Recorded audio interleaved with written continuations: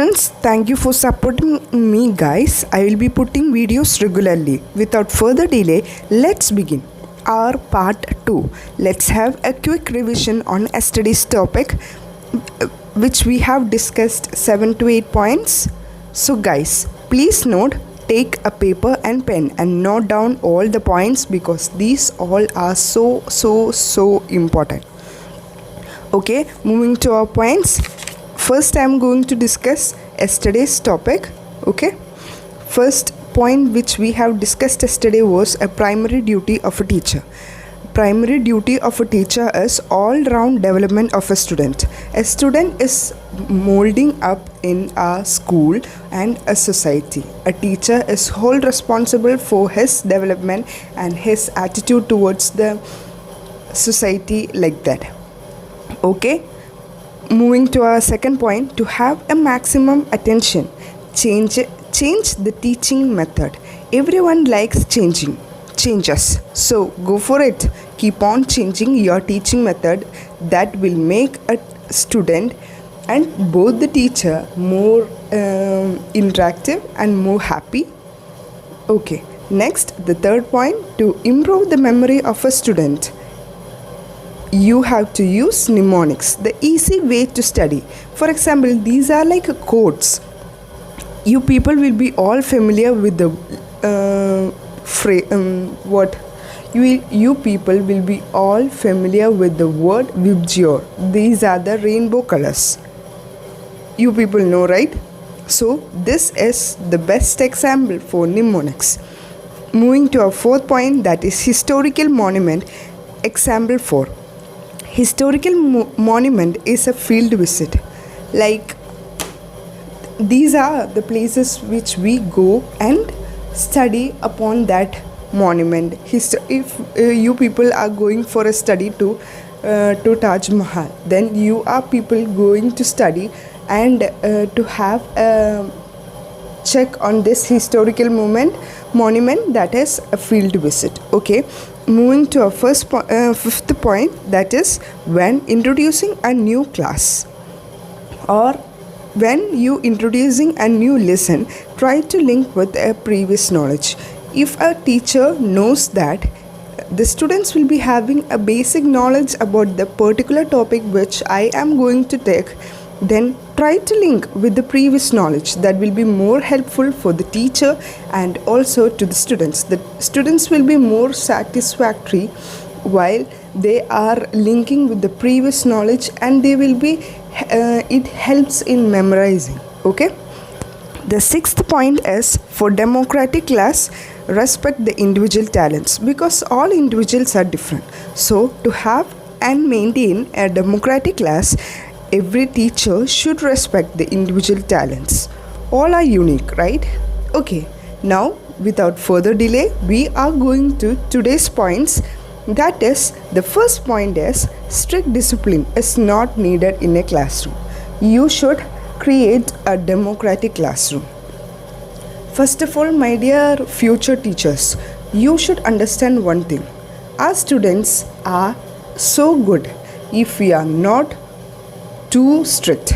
If we are having a democratic classroom, then the students will be so good to you, and also the interaction between the teacher and students will be more easy, and they will be more satisfied and they will be more interested in sitting in our classroom, right? Okay, the next point is headmistress duty or headmaster's duty to provide leadership in all activities.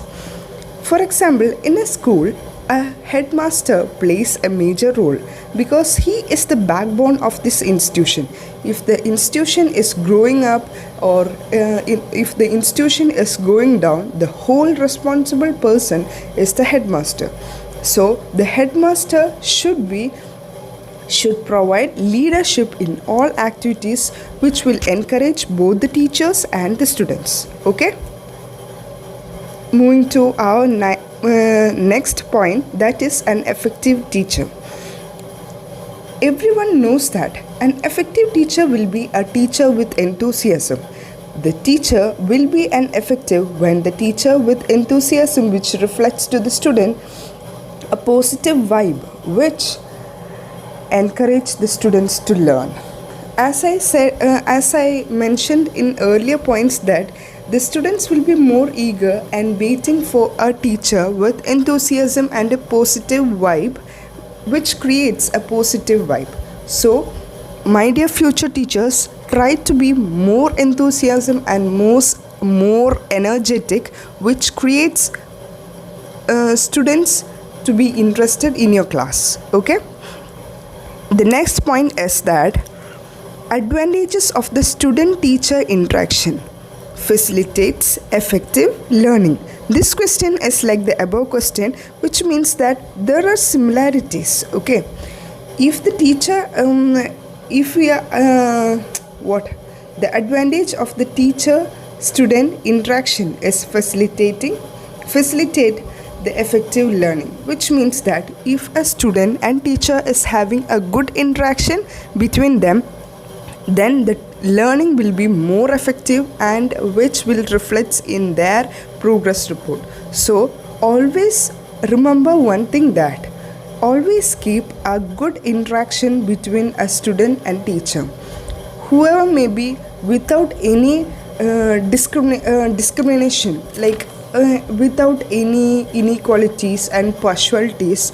You should consider each and every student as equal, and you should maintain this interaction throughout the class. Then the students will be more eagerly waiting for your class, and the students will be more effective learning.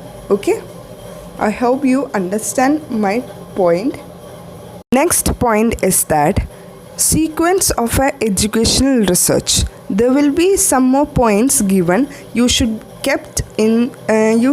keep in a sequence. Okay, the points are identification of the problem, define a problem, formulate hypothesis, collection of data, verifying hypothesis, and report results. I think if you people are preparing for NTA NET, you people will be aware of this question, because this is one of the most important and the examiner's favorite topic.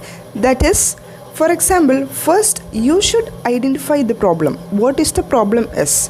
Then you should define what is the problem, for what purpose we are doing, what is the main problem. Okay, then you should formulate the hypothesis, H1 and H2, H0 and H1.